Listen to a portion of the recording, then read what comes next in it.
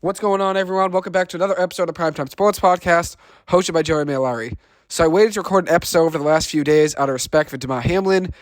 I just felt like it was only appropriate to wait for positive news about him in order to record another episode. We got great news today, earlier this afternoon, out of the University of Cincinnati Medical Center, which was awesome. So I'll recap what they said earlier today about Hamlin and his current condition.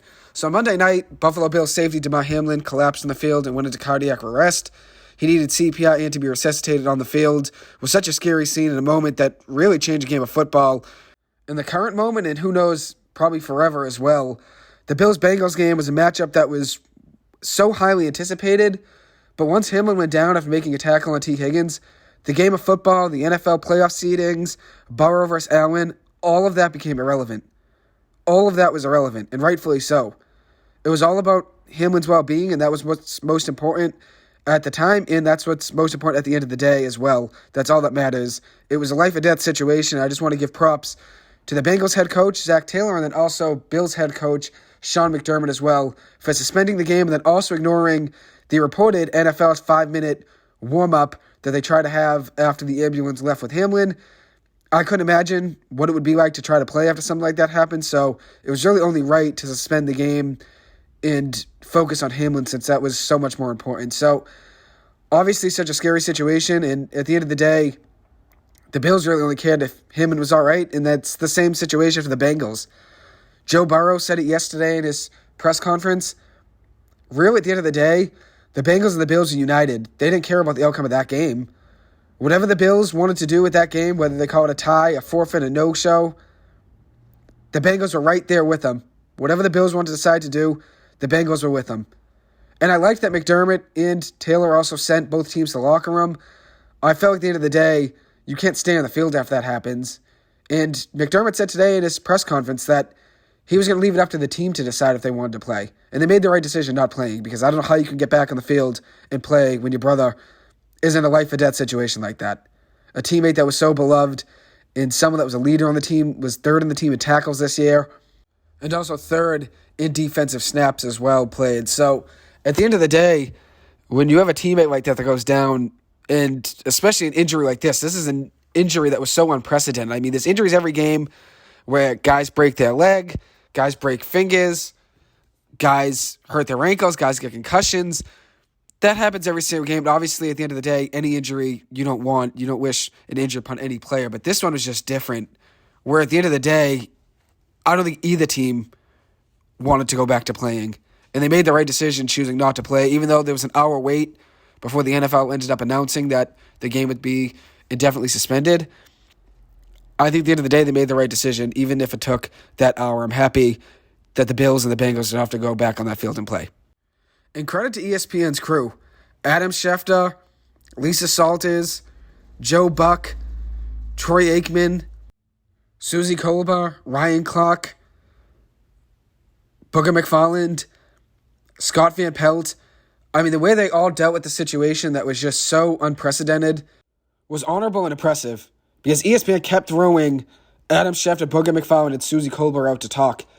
And at the end of the day, they weren't really getting any news about Hamlin's situation. They only just knew Hamlin ended up going to the hospital and was resuscitated on the field after 9 minutes of getting CPR treatment. There was no updates. They were just forced to talk and really break down the whole situation. Ryan Clark was great. The way he came on to ESPN after the game was it definitely suspended. He came on and talked about what it was like from a player's perspective.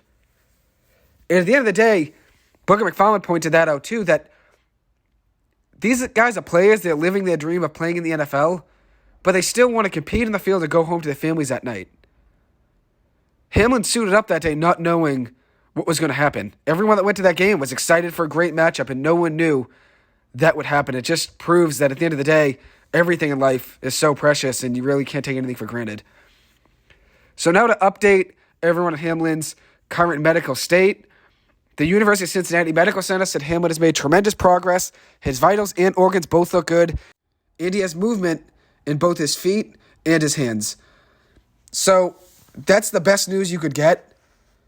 And having him be neurologically intact and have his lungs showing great progress, even though he's still intubated and he can't speak, he can still write on a whiteboard. And actually, the first question he asked when he awakened yesterday on the whiteboard was, did we win the game? And Dr. Pritz at the University of Cincinnati Medical Center said, yes, you won the game. You won at the game of life. And it just proves that we really can't take anything for granted at the end of the day. And Hamlin has so much strength to obviously fight through that and to be in that situation and wake up and the number one question you have is, did we win the game? He really cared about his teammates more than he cared about his own current condition, obviously, and he wanted to know if they won the game. So, obviously, he's a team player, clearly. I mean, even though he had everything that happened to him, the main thing he asked about when he woke up was, did we win the game? Because he cared about his team and whether or not they got the win. But one thing that was so heartwarming about this whole situation was that it brought so much unity across the NFL. Fans of every team, whether you're the Bills, you're the Bengals, you're a Giants fan, Patriots fan, New York Jets fan, Pittsburgh Steelers fan, fans in general, in the NFL, and then fans in the whole entire world of sports, athletes in general, the whole world, everyone was united in support here of Damar Hamlin. And it was just really nice to see the support that he got. So very good news, obviously, and it shows that all the support that Damar Hamlin did receive and thoughts and prayers really worked out. So hopefully he continues to improve, and hopefully in the next day or two we get some more positive updates about his current medical state. So per reports today, the Bills-Bengals game from Monday night will not be resumed and will be considered a no contest. There's not been a decision on how to fix the AFC Playoff seedings. Obviously, with the Bills and the Bengals only playing 16 games, the NFL has to come up a way to figure out a way to fix the seedings. They could add an 8th team to the playoffs. That's what I'm hearing, that they could add an 8th team in the AFC and the NFC and eliminate the first round bye. They could decide seedings based on a win percentage instead. We'll see in the coming days what they choose to do, but as of now, the Bills will be hosting the Patriots this weekend in Buffalo, and the Patriots are in a win-and-in situation where if they win that game against the Buffalo Bills, they will earn a playoff spot. If the NFL were to choose to stay with their current format for playoffs, the Chiefs are more likely than not be the number 1 seed in the AFC. All they got to do is win on Saturday versus the Las Vegas Raiders. Also, this means the Bengals would win the AFC North, so the Sunday matchup between the Ravens and the Bengals will not determine who wins the AFC North. The Bengals, no matter what, if they were to stay with the current format in the NFL playoffs, the Bengals would win the AFC North no matter what happens in Sunday's game against the Ravens. But that also means the Bengals can't get the number 1 seed. If the Bengals were to have won on Monday night versus the Bills and then also beat the Ravens on Sunday, and the Chiefs were to have lost in Week 18 on Saturday versus the Raiders, the Bengals would have been the number 1 seed in the AFC. But that's no longer possible with the current playoff format, with the cancellation of the game. There's another scenario where the NFL could add an 8th team to each playoff race, add an 8th team in the AFC and the NFC to keep it even, where there's no first-round bye. There's also another scenario where the league could have a neutral site for the AFC title game, and that's if the game had 2 teams that were affected by the current Bills and Bengals cancellation. And there's another scenario pointed out by Adam Schefter on ESPN where the number 1 seed could get to pick home field advantage or first-round bye, and I think a first-round bye is more important at the end of the day since you get to keep your players healthy for an extra week. But we'll see what the NFL does. Obviously, there's nothing set in stone yet, so I'll keep you guys updated on the current situation, what the NFL chooses to do in the coming days. So now I'm going to transition to the NBA, give you guys a look into the NBA landscape over the past week or so. I'll break down some important games, break down some teams that have been playing hot, and then I'll transition to college basketball and talk about some big matchups over the past few days that have gone down, and also preview a few games, with one of them being tonight and then one on Saturday. So I'll start off with the NBA. The Brooklyn Nets just snapped their 12-game winning streak. The Nets lost for their first time in nearly a month last night to the Chicago Bulls. This was the first game for the Nets in the Durant-Irving era where they had a blank injury report, which just shows, over the last few seasons now, the Nets have been plagued by injuries. Whether it was James Harden, Ben Simmons sitting out, Kevin Durant being hurt, Kyrie Irving's vaccine situation also getting injured as well, the Brooklyn Nets just have not had any stability on their roster, injuries-wise, at all in the last few years. And that obviously shows with this being the first game in the Durant-Irving era where they had a blank injury report. So, pretty impressive they got that, even though they ended up getting a loss last night. Still impressive of a run they had, 12-game winning streak. They were 12-1 in December, averaging a league-best 119.7 points per game in the month of December, and led the league also in field goal percentage in December, 54%, and was shooting 42.2% from three-point range in the month of December, which also led the league as well. Their 54% field goal percentage was the highest for a team in a single month in the last 30 years, with the last team shooting over 54% being the Golden State Warriors back in February of 1992. Over the last 18 games, the Brooklyn Nets are 16-2, and they currently hold the second seed in the Eastern Conference. I know the Eastern Conference, for the most part, was for the season, and even for the first couple months of the season, everyone was just talking about the Boston Celtics and the Milwaukee Bucks. But at the end of the day, I think you got to talk about the Cleveland Cavaliers, and you have to talk about the Brooklyn Nets. Those are two teams right there. They're going to be right there down the wire. They're going to be right there next to those two teams for fighting in the Eastern Conference, or who's going to end up in the Eastern Conference Finals and get a chance to play in the NBA Finals. The Nets have been led heavily by Kevin Durant over his last 12 games, averaging 30.1 points per game, 6.8 rebounds, 5.6 assists, with 1.1 steals per game and 0.9 blocks per game, shooting 42.2% from three and 60.1% from the field in general. Durant's been unreal. Obviously, can't really deny his talent or his ability. He's unstoppable when he's on, and he's been on as of late. Kyrie Irving has had a pretty good season as well for the Nets, averaging 26.2 points per game in 28 games played. Remember, he only played 29 games all of last season. He's already played 28 games this season. So this Nets team is going to be better than they were last year, obviously, and you can see that with how good they're playing already, with Kyrie averaging 26 a game, Durant averaging 30 over his last 12 games and 29 on the year. Pretty impressive offensive team, as you could tell. And they're deeper than they were last year as well. I mean, they made some moves in the offseason, getting Royce O'Neal and getting a couple other guys as role players for the Nets team around Durant and Irving. Obviously, Patty Mills is still there. Getting Joe Harris back healthy is huge. Nick Claxton's been playing well. So this Nets team's different, and they're going to be a team that's right there down the end. They're going to be right there down to the wire competing for the Eastern Conference Finals. So now I'm going to transition to the Sacramento Kings and talk about De'Aaron Fox, who's been on a tear as of late, averaging 23.9 points per game in the season, 4.6 rebounds, 5.9 assists, and shooting 50.4% from the floor. His last 10 games played, averaging 27.1 points per game, 3.9 rebounds, and 6.4 assists. He led Sacramento to a huge win on Tuesday night with 22 points in the fourth quarter. That's a career high for him in a single quarter, with 37 points in the game as a whole, and the game-winning shot with 2 blocks, 6 assists, and a 68% field goal percentage with that win coming on Tuesday night on the road at the Utah Jazz. The Kings end up winning that game 117-115. De'Aaron went on a huge fourth quarter run, had 14 points in the last 5 minutes and 51 seconds of the game, scoring 10 of the last 12 points for the Sacramento Kings. And if you watch those highlights, his mid-range shot has become elite. It was always good. He was never the best three-point shooter or free throw shooter, but he's been getting better at both. But his mid-range shot has become elite. It's lethal now. De'Aaron became just the 5th player in the NBA this season with 22 points or more in the fourth quarter in a single game. He now leads the NBA in clutch field goals made with 37. And to be considered clutch time, it means when your team is either within 5 points, where they're up by 5 or down by 5, within that range of 5 points, with 5 minutes to go. De'Aaron leads the NBA right now in clutch field goals made with 37. He also leads the league in clutch field goal percentage, shooting 62.5%, 35 of 56 in games in clutch time. And he's also third most points in the NBA with 89 points in clutch time on the season, which is third best in the league. The Kings currently right now are 5th in the Western Conference at 20-17 and have been showing tremendous progress in their rebuild, which obviously they've been rebuilding for years now. 2 decades, they haven't made the playoffs. The last time the Kings have made the playoffs was the 2005-06 season. 05-06 season was the last time the Sacramento Kings made the playoffs. And this season looks like it could be the year they break the curse. So now I'm going to transition to the Los Angeles Clippers and start with this question. What is Tyronn Lue doing with this Clippers rotation? Last week against the Celtics, Terance Mann played just 4 minutes in the first half and basically nothing in the second half. Nothing.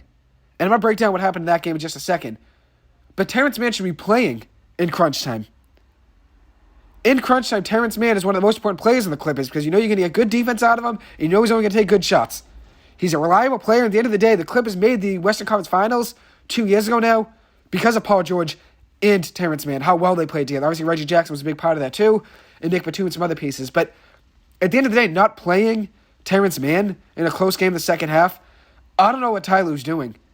I think at the end of the day, all the criticism that's been around him now for a month, which I wasn't really on board with it for a little bit until probably the last week, he's got to figure it out. And I know a lot of people are calling for him to lose his job. I don't think we have to go that extreme, but you got to figure it out. The Clippers are too good of a team to be losing games down the stretch of a game in the last few minutes because they don't have the right pieces out there. The Clippers have more depth than anyone. You should find a way to put the right pieces on the floor and get a win. That's just the reality of the situation. You need to put the right players out there to get the win. In that game against the Celtics, the Clippers went on a run in the third quarter, outscoring Boston 36-24 in the third quarter. They started the second half on a 9-3 run with 3 threes by 3 different players. Paul George and Marcus Morris and Kawhi Leonard all hit threes. They were down by 10 with 3 minutes and 36 seconds to go. The Clippers ended up going on a 10-1 run over the next 2.5 minutes to make it a 3-point game after Kawhi Leonard jump shot. The Clippers were led by mid-range shooting from Paul George and Kawhi Leonard. That's the only thing that really kept them in this game down the stretch. Of course, with the Clippers down by 4 with 7 seconds to go, Marcus Morris decides to drive rather than shoot a 3 and gets blocked. Then the Clippers were down by 3 even before that with 32.4 seconds to go. And Paul George could have pulled up and shot a 3. Ended up choosing to drive and got blocked at the rim, just like Marcus Morris, unfortunately. He was shooting so well in the game, Paul George. That's why I wish he took a 3 or gave it to Kawhi, because Kawhi was unstoppable in the game. Looked like Kawhi was back in full form in this game. 26 points off 3 of 6 shooting from 3. 11 of 16 from the floor with 8 rebounds, 3 assists, and a block. Norman Powell drove down to the lane with the purpose as well. Played very well, 19 points and 4 rebounds. He's the only guy in the Clippers that really attacks the rim.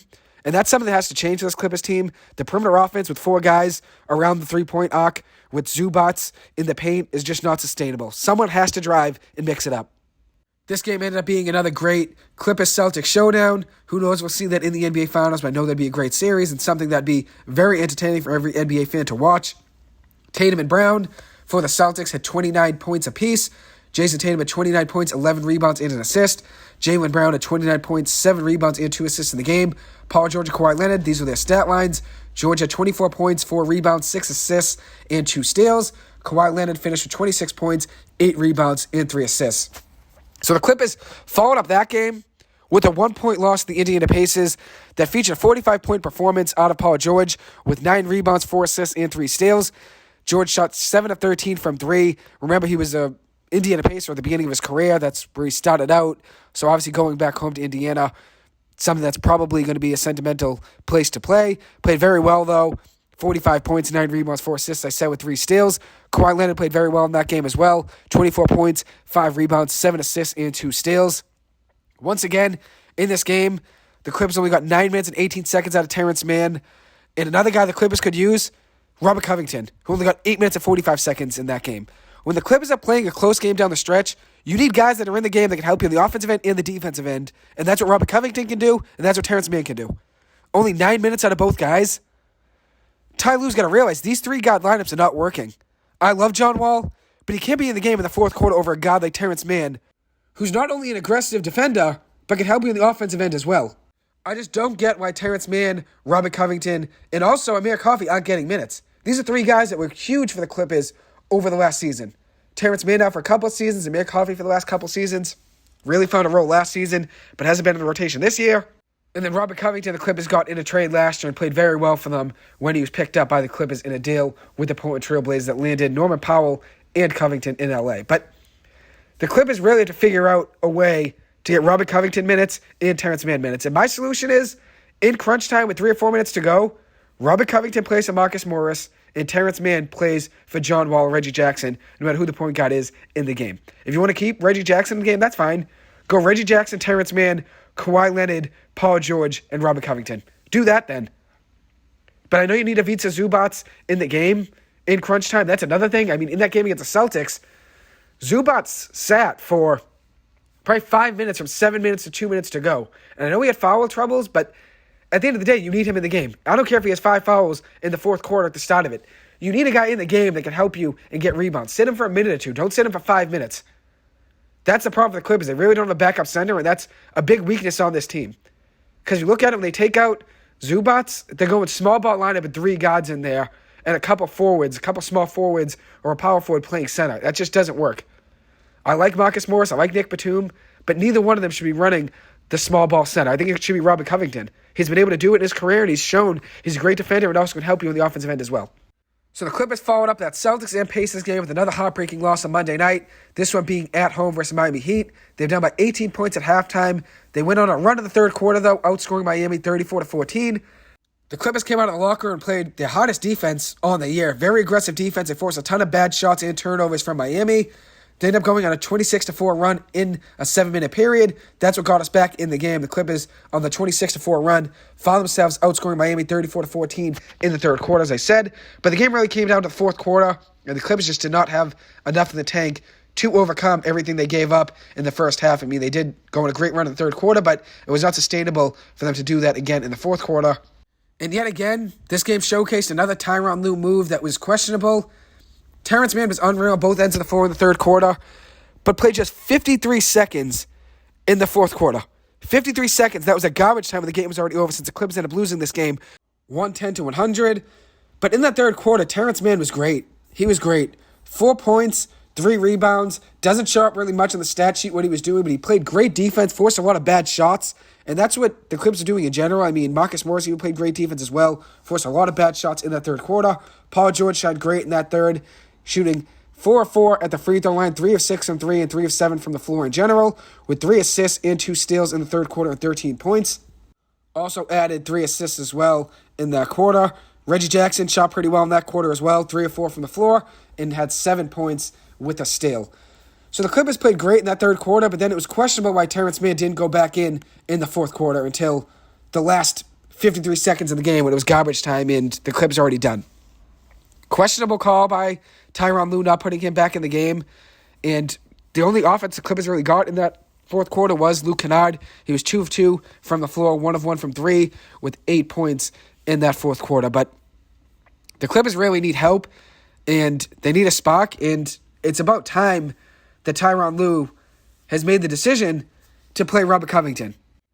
Rocco was huge for that Clippers team last year, averaging 10.4 points per game, 5.1 rebounds, 1.2 blocks, and 1.3 steals. Obviously, with 1.2 blocks per game, 1.3 steals per game, you could tell he's a great defender. Just watch one game, you could see that guy's an elite defender. He also shot 45% from 3 for the Clippers last year, averaging 2.1 threes made per game at 4.7 attempts per game as well on average. His best game of the season last year was a 41-point performance against the Milwaukee Bucks, where he hit 11 threes in that game. So not only does he spread the floor on offense, but he's an elite defender as well. Tyronn Lue did say in a press conference in the last day that Robert Covington will be getting some minutes tonight against the Denver Nuggets, which is huge for this Clippers team. Surprised it took 39 games to realize that Covington should be getting more minutes. It's awful that it took 39 games, but at the end of the day, I'm happy at some point that Lue realized, okay, Rocco needs to get some minutes. He's been inactive or did not play in 18 of 39 games this season. 18 of 39 games, he was a DNP, did not play, or was inactive. Which was my decision. He'd be getting good minutes every single night. He should be in the rotation getting 20 minutes a night. He's a great player and could be starting on most teams in this league because he can spread the floor on offense, as I said. He's a pretty good shooter and also plays great defense. Both of which the Clippers could use. Their offense really isn't there this year, especially when Kawhi Leonard's not on the floor. That offense struggles. When the defense, like Miami did in the first half on Monday night, they locked up Paul George in the first half by sending 2 guys at him.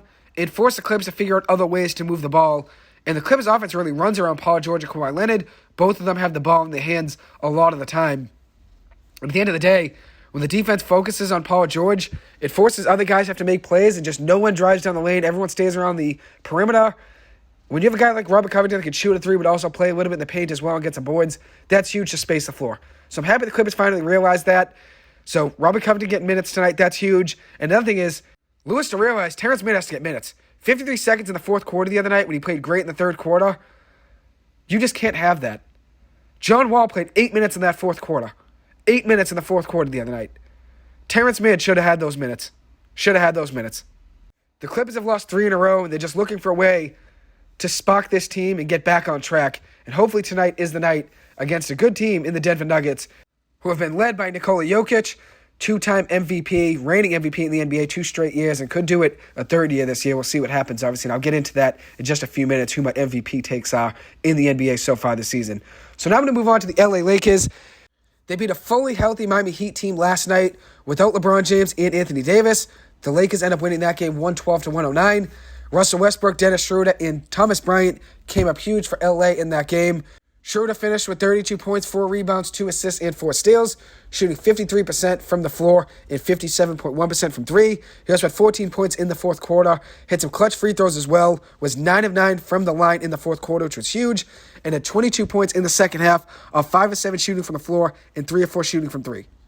As for Russell Westbrook, he played very well as well. Despite his turnovers, he had 21 points, 9 rebounds, 8 assists, was 8 of 18 shooting from the floor, had 9 points, 3 rebounds, and 3 assists, with 3 steals in the second half. Had some big shots for the Lakers, including an and-one layup, with the Lakers only up by 2, with 14.2 seconds to go off an inbounds from Austin Reeves. Lakers ended up getting a lot of minutes out of Russell Westbrook and Dennis Schroeder in the backcourt last night. It really worked out. Both guys played pretty well. As for their front court, Thomas Bryant had 21 points, 9 rebounds, and was 9 of 11 from the floor in 28 minutes. Without AD out there, someone had to step up in the paint, and Bryant just was unstoppable. He was like Anthony Davis in the second half. Felt like he just didn't miss. In the fourth quarter, he was 5 of 5 from the floor with 11 points and 3 rebounds, and every time he got the ball, he scored, as you could tell, 5 of 5 from the floor.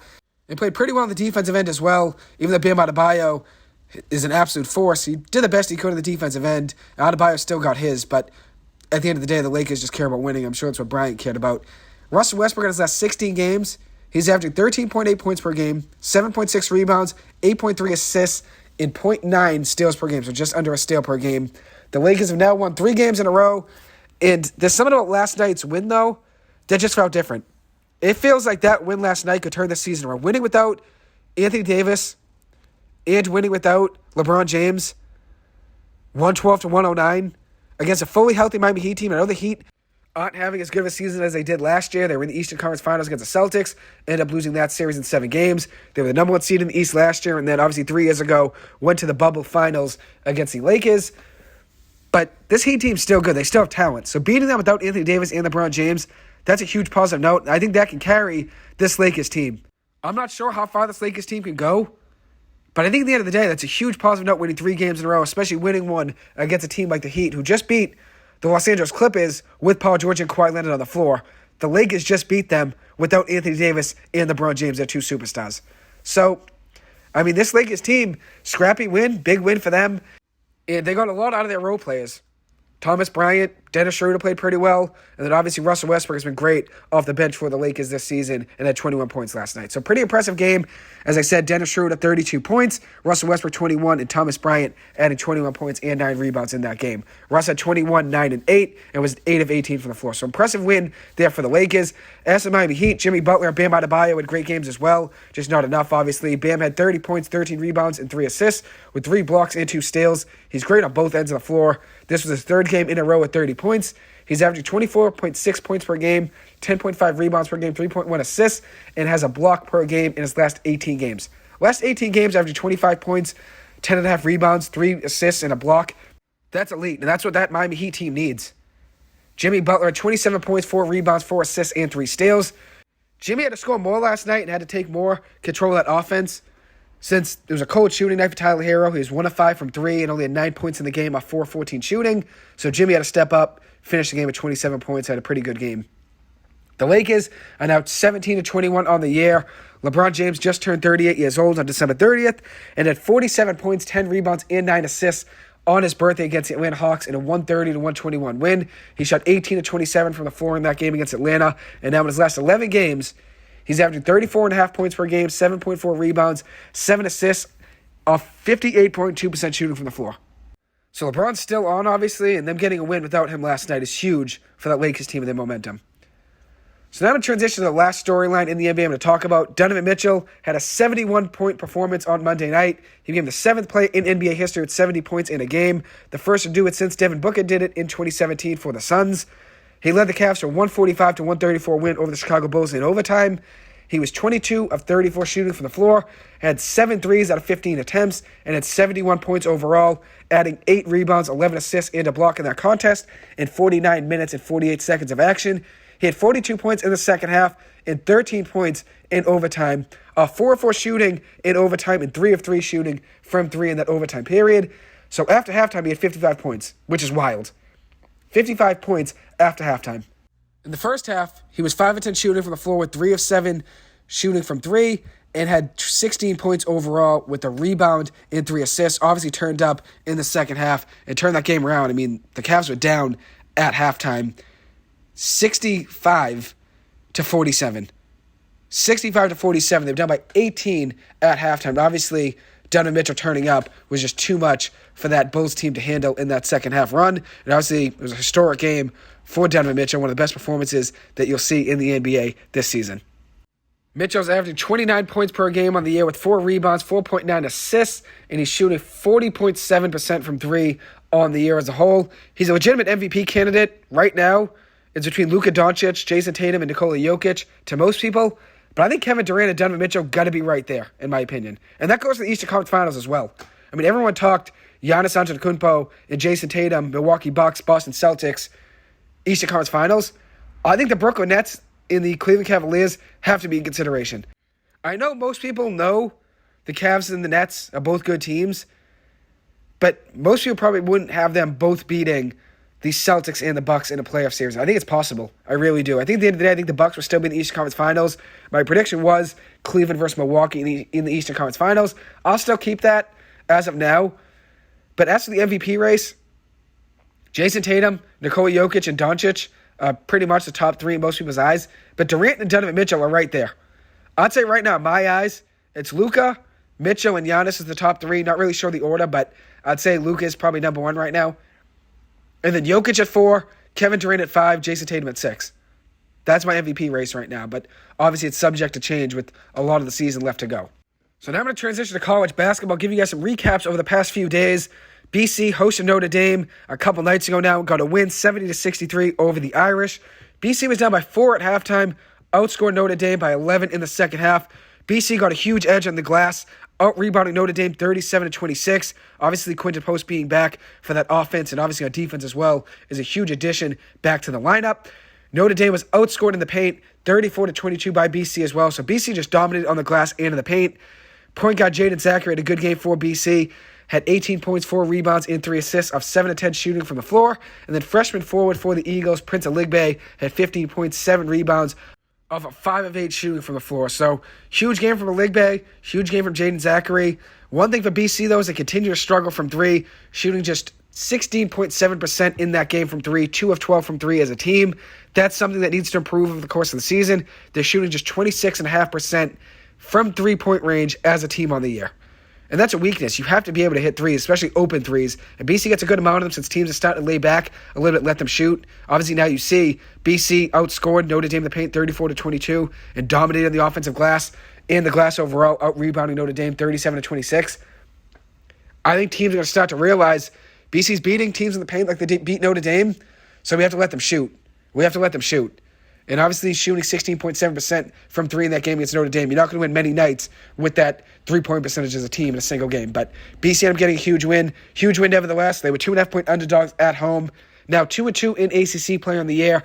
8-7 overall. And they will host Duke on Saturday at 1 o'clock. I will be calling that game, doing either the play-by-play or the color on WZBC Sports Radio's YouTube station. You can find that on WZBC Sports Radio, typing that into the search bar on YouTube.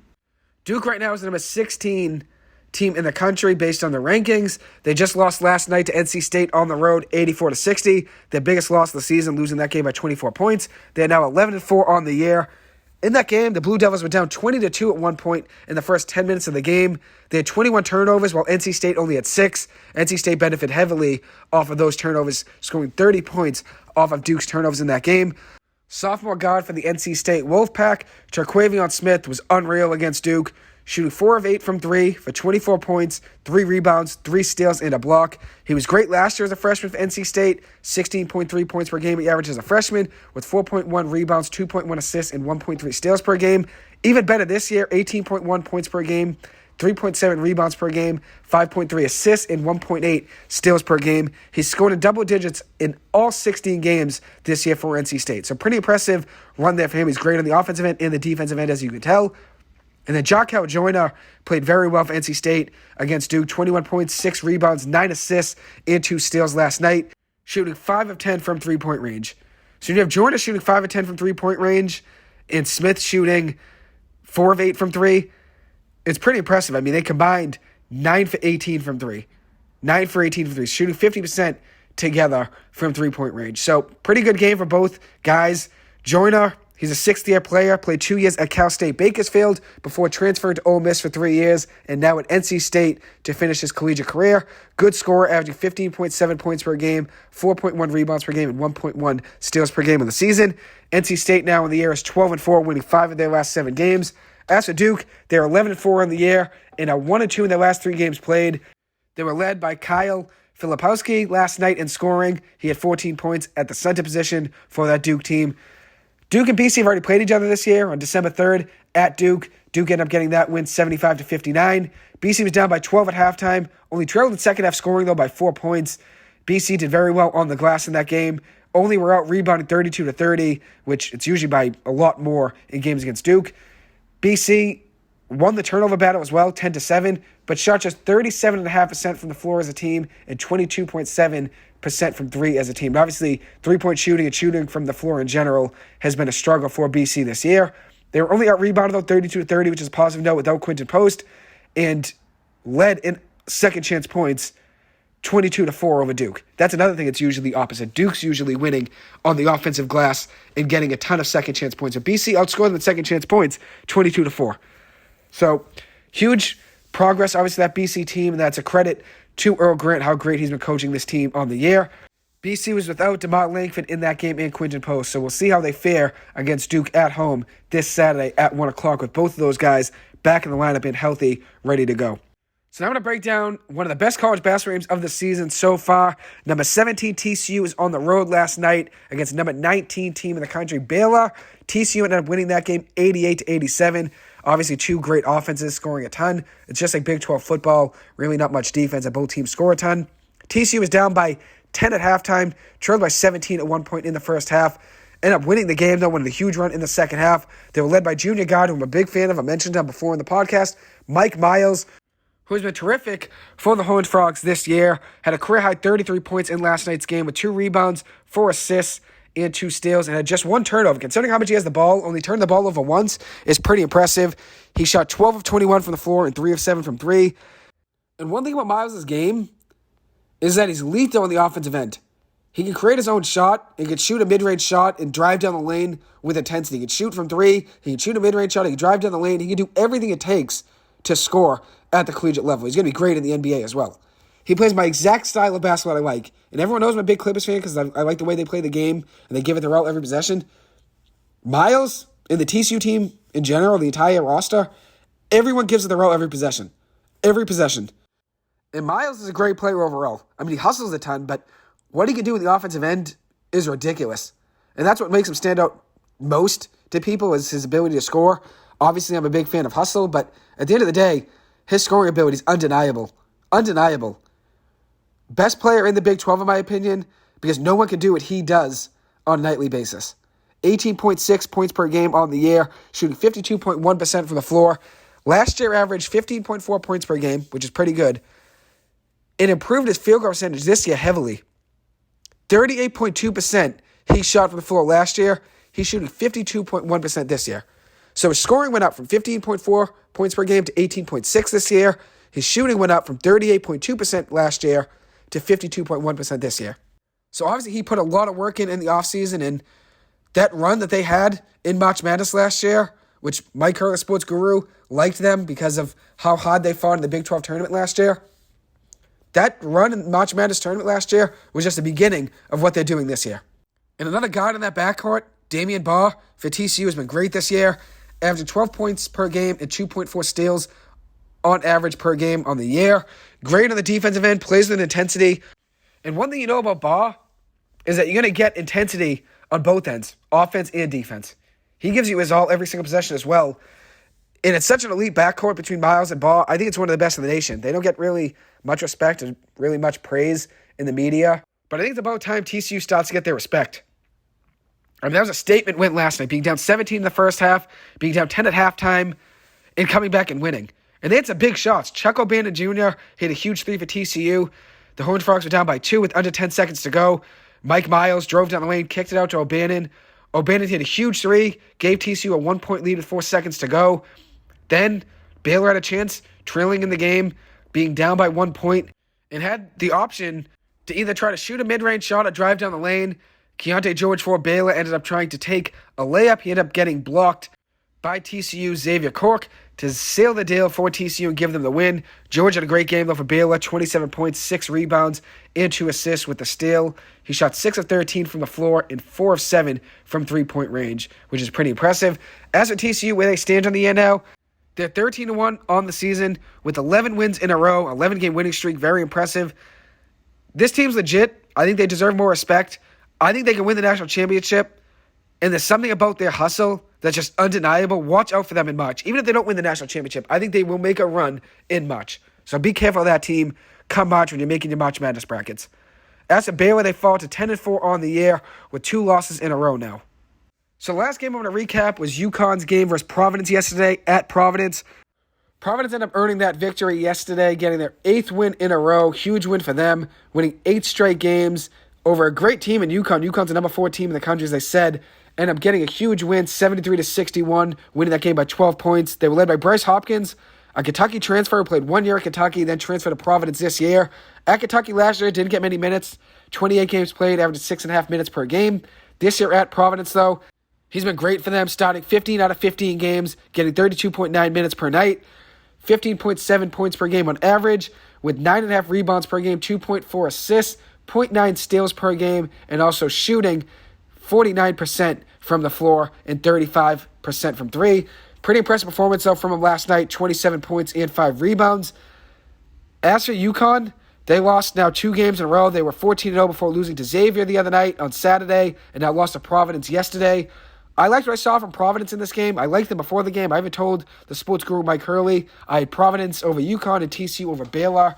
2 underdog picks, both getting a win yesterday. I like both those teams yesterday. Providence is now 9-1 in their last 10 games.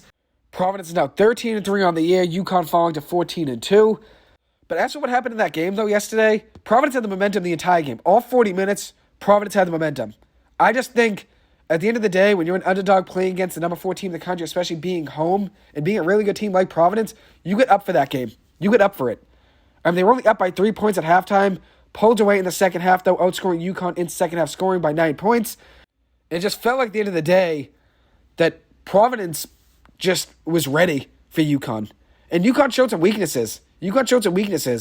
Even though Jordan Hawkins for UConn had a very good game, 15 points, 6 rebounds, and 2 assists, they could not stop Bryce Hopkins on the defensive end.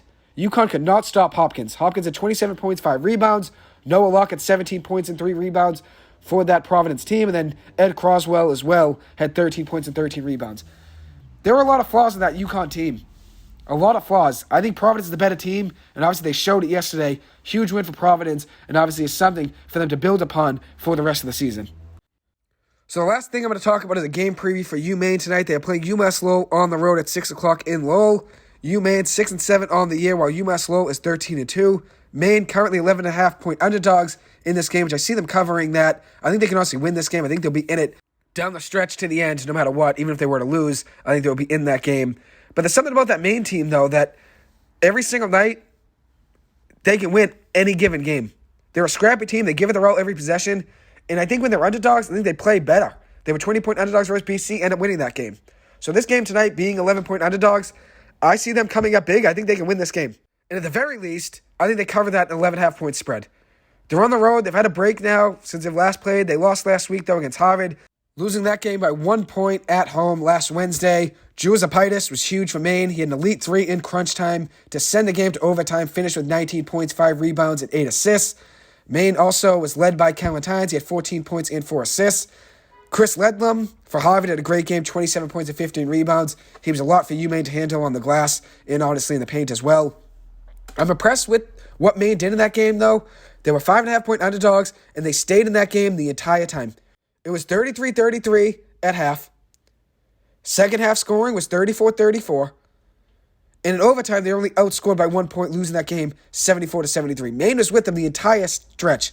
Even though they're 4-6 in their last 10 games and have lost 3 in a row, including that 1 point loss to Harvard, I think that's something to build upon. They were in that game to the end. They were right there every step of the way. And one thing that they have to be ready for tonight against UMass Lowell is that UMass Lowell can score a ton. They're averaging 79.8 points per game and only allowing 63.1 points per game. As for Maine, 70.5 points per game on offense, allowing 68.5 points per game on average. Where Maine can take advantage of UMass Lowell, though, is UMass Lowell's turnover woes. The Riverhawks turn the ball over 15.2 times per game. Maine's only turned the ball over on average 12.2 times per game, which isn't elite, but it's definitely better than 15.2, obviously. Where UMass Lowell wins games, though, is shooting the ball. They shoot the ball very well, 38.6 from three as a team, and they play very well in the paint, averaging 14.3 points per game at second chance points and 42.1 points per game in the paint. That's where UMaine was dominated by Ohio State a few weeks ago in the paint. Ohio State had 58 points in the paint in that game. 58 of Ohio State's 95 points in that game came in the paint. UMaine only had 28 points in the paint. So they're outscored in the paint by Ohio State by 30 points. But I think UMaine's going to be ready for this game against UMass Lowell tonight. Should be a good game. Excited for them to come out and hopefully get a win. Go Black Bears as always. Anyways, it does conclude today's episode. I do apologize if I sound sick. I've been battling a cold now for the past 3 or 4 days. But as always, I try to push through it, try to get a quick episode out to the best of my ability. So hopefully you guys enjoyed this. Thank you guys, as always, for taking the time to listen to this. As always, I appreciate it and hope you guys have a good one. Thank you.